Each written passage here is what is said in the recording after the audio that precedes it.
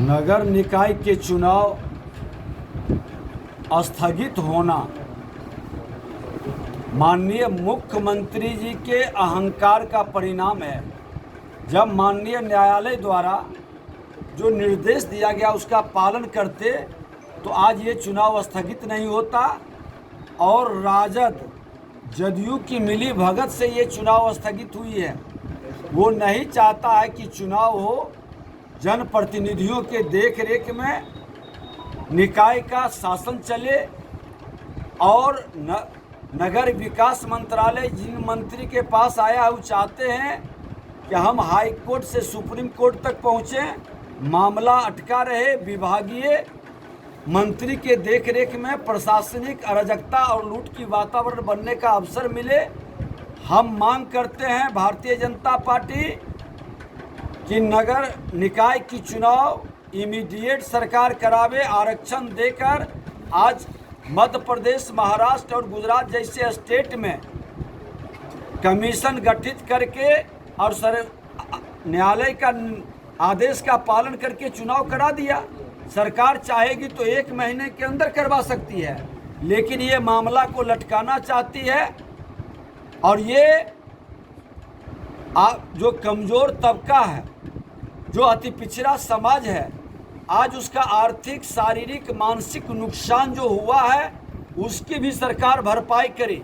चुनाव में खड़ा करवाया, चुनाव स्थगित, जानता था कि कोई भी व्यक्ति न्यायालय के अंदर जाएगा ये मामला रुक जाएगा, लेकिन माननीय मुख्यमंत्री जी ये सारे विषय समझते जानते हुए भी महाधिवक्ता के जो सजेशन था नहीं मानते हुए ये चुनाव स्थगित हुआ। 17 तारीख को भारतीय जनता पार्टी सभी शहरी क्षेत्र में महाधरना का कार्यक्रम करेगा और चुनाव अविलंब कराए, अति पिछड़ा को आरक्षण देते हुए। ये मांग भारतीय जनता पार्टी का है। सरकार संवेदनशील है तो इस पर त्वरित गति से कार्रवाई करे। अच्छा सर, जैसे यूपी की गवर्नमेंट जो कंप्लेन कमेटी के मंत्री जो है धर्मपाल सिंह फुलवाड़ा मदरसा में सर्वे का आदेश दिया, क्या इस तरह बिहार में होना चाहिए? देखिए, बिहार में भी अपराधीकरण को और आतंकवादी को अगर जो रोकना है तो जोगी स्टाइल अपनाना होगा। जिस दिन अपराधियों की संपत्ति जब्त होगी और उसके घर को बुलडोजर से ढा देगा, अपराध का ग्राफ घट जाएगा। लेकिन सर, बेगूसराय में लगातार आपराधिक घटनाएं बढ़ रही हैं, कई मृतक के परिजनों से मुलाकात भी किए हैं, क्या कहेंगे? डॉक्टर क्रांति विजय जी के यहाँ दोनों परिवार से हम लोग मिले हैं और यहीं पर ही बताया गया कि एक जगह और घटना घटित हुआ है सबौरा में, कल ही उसकी हत्या।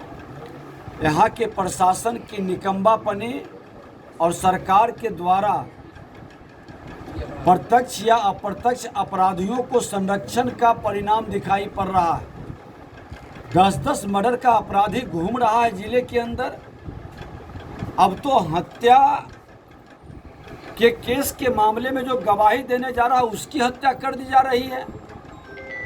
और इतनी निडरता के साथ माननीय मुख्यमंत्री नीतीश कुमार जी, आप अपने महत्वाकांक्षा के लिए बिहार की जनता को भगवान के भरोसे छोड़ दिए हैं, गुंडों के हवाले कर दिए हैं। इतनी दहशत, गोली जिस समय जो गोली कांड बेगूसराय के अंदर हुआ उसमें भी आपने राजनीति बतियाने लगे, जात खोजने लगे। और हमने तो यहाँ के लोगों को भी कहा है कि अगर जो प्रशासन 1 हफ्ता का समय दिया और मुख्य अभियुक्त की गिरफ्तारी नहीं करता है तो जन आंदोलन शुरू होगा और प्रशासन का ऊपर दबाव डालने के लिए सभी पूरे बेगूसराय के लोग अमन चैन के लिए ऐसे भ्रष्ट प्रशासन के विरुद्ध जन आंदोलन में भागीदारी करे और सामाजिक स्तर पर अपराधियों का बहिष्कार करे। सरकार अगर जो गुंडों के हवाले छोड़कर बैठेगी तो भारतीय जनता पार्टी फिर से उस अराजकता के विरुद्ध और उस तानाशाही अहंकारी सरकार के विरुद्ध जन आंदोलन सड़क से सदन तक करेगा। अच्छा, ये ललन सिंह के द्वारा जो बयान आया है उस पर आप क्या कहेंगे? पीएम पर जो टिप्पणी की है। देखिए, माननीय ललन बाबू फ्रस्ट्रेशन में है, और वही अकेले फ्रस्ट्रेशन में नहीं है, पूरा जदयू चक्रव्यूह में फंस चुका है। गलत निर्णय, जनादेश का अपमान करके उनके विधायक हताश और निराश हैं, और वो दोनों अकेले खड़े रहेंगे। सभी उनके दल, जिस दिन आरजेडी में विलय की बात होगी, कई विधायक छोड़ करके जहां सुशासन का, सबका साथ सबका विकास का भाव है, उसके साथ मिलेंगे। और इसी फ्रस्ट्रेशन में वो अनर्गल बयानबाजी कर रहे हैं।